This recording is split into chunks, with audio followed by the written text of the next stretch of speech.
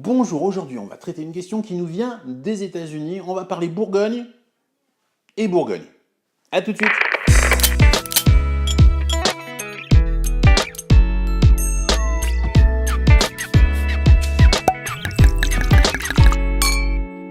Bonjour et bienvenue à Chablis. J'espère que vous avez passé un magnifique week-end, une très belle semaine. On commence tout de suite avec la question qui nous vient effectivement des États-Unis.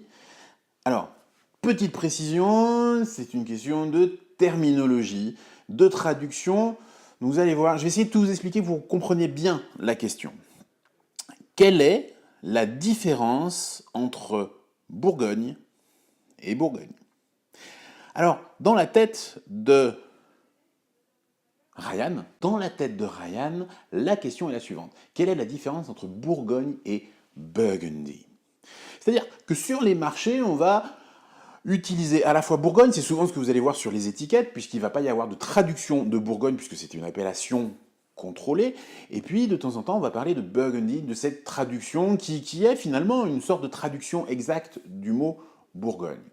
Ce qui peut amener un petit peu de confusion dans la tête de certains consommateurs. Et c'est exactement la question de Ryan aujourd'hui. Quelle est la différence entre ces deux choses? Eh bien, Ryan, il n'y a pas forcément de différence.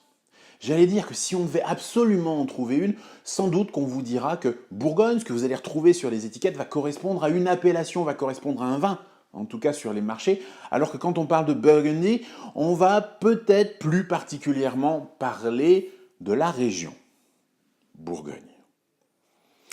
Mais ça ne donne pas une réalité exacte et parfaitement correcte, puisque vous allez retrouver sur le marché américain des vins qui vont s'appeler Burgundy.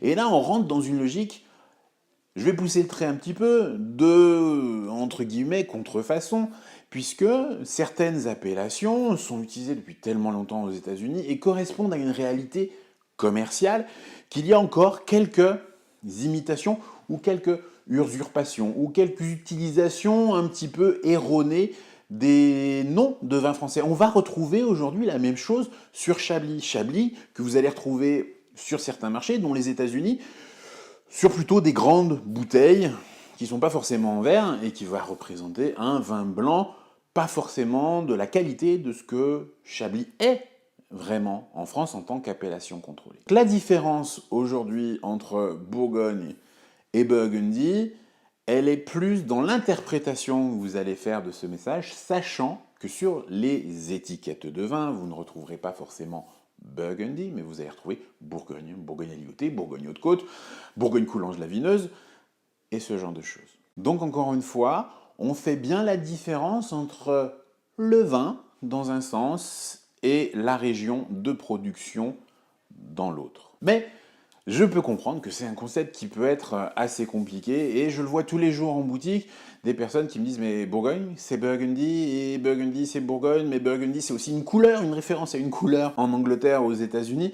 Donc vous voyez que la terminologie va avoir son importance et c'est des petits freins que effectivement les viticulteurs cherchent à lever pour être parfaitement bien compris sur les marchés. Ryan, j'espère que ça a répondu à votre question. Naturellement, si vous avez besoin d'éclaircissement, n'hésitez pas à envoyer. Si vous avez de votre côté d'autres questions à me poser, n'hésitez pas. Vous avez, j'allais dire toute la semaine, mais finalement toute l'année pour le faire.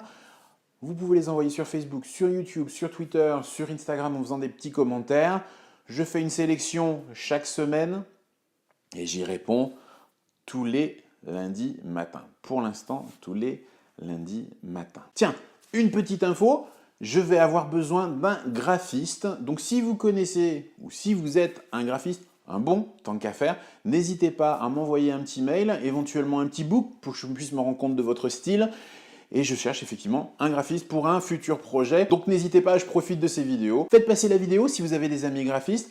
Il y a une adresse email à la fin où vous la retrouvez sur le site Chablis ou naturellement, encore une fois, sur YouTube, sur Facebook ou encore Instagram. N'hésitez pas, je vais vraiment avoir besoin de ces compétences-là très rapidement. J'espère que vous allez passer une très belle semaine. On se voit très bientôt à Chablis ou ailleurs. En attendant, N'oubliez pas de déguster. À bientôt.